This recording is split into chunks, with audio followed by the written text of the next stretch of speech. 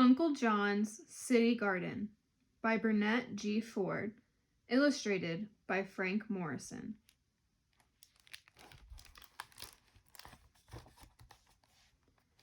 Everyone called me Lil Sissy. I was the smallest. Brother was much bigger than me. Sister was smaller than brother. Still, he was bigger than me. But our Uncle John, he was a great big man.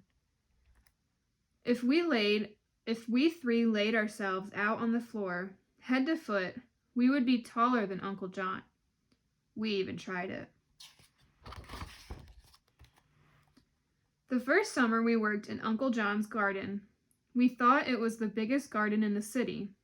When we looked up and up and up, all around us were tall, tall buildings, all brick, all the same.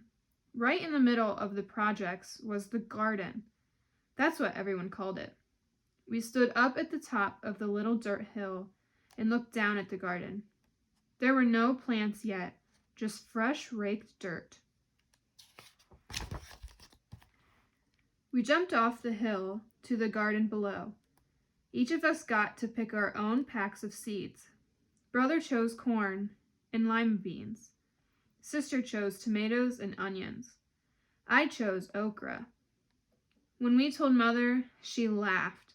She said we were going succotash. I was glad. I love succotash. Uncle John had already done the digging and raking.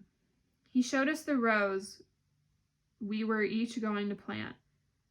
He wrote on some cards and stuck them on sticks along the rows. I had one long row for my okra. Sister had 2 rows for tomatoes and onions.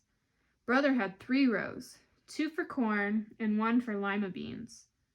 Uncle John had lots and lots of rows. Uncle John gave each of us a shovel. My shovel had a short, little bitty handle. Sister's shovel had a handle longer than mine. Brother's shovel was even longer, but not as long as Uncle John's. His was as tall as brother. While Uncle and made little hills with his shovel, we used ours to dig little holes in the hills, when we dropped our seeds into the holes.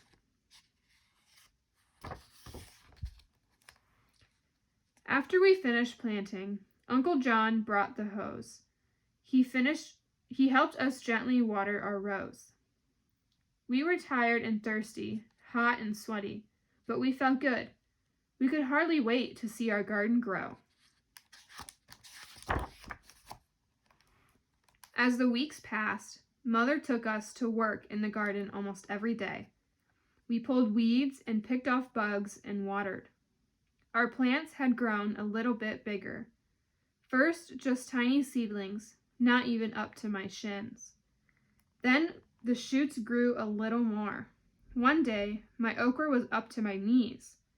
A while later, my plants would be up to my waist, with beautiful flowers.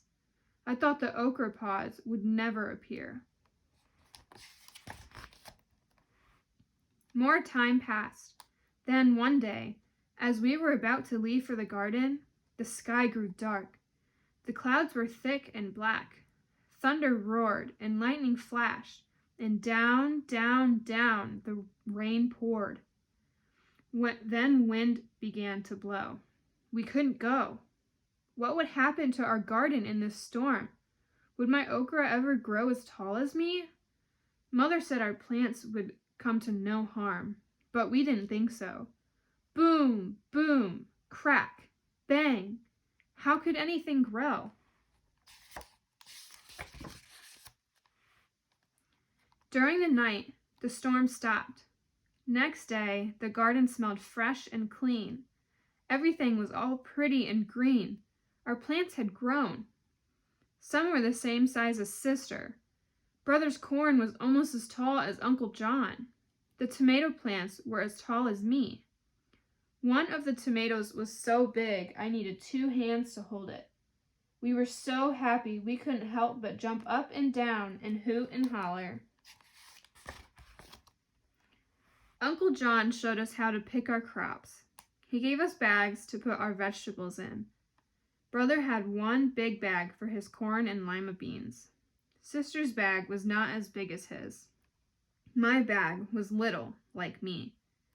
We picked a lot of vegetables, but every day when we came back, the garden had grown some more.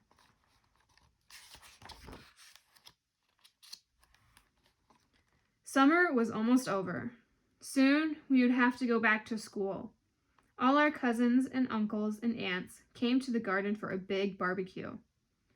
Uncle had spread out tables, a long one for our cousins, a shorter one for the teenagers, and the shortest one for Mother and the other grown-ups. Uncle John cooked chicken and ribs and burgers. He even cooked up some succotash, best succotash I ever tasted. At the end, we picked and wrapped up vegetables in big brown paper bundles. We had grown so much food, everyone got to take some of our garden home with them. Sister, brother, Uncle John, and I stood at the top of the little hill and watched our garden in the golden sunset. Uncle John gave us a great big hug. We would come back again next summer, and we hoped summer would come soon. The end.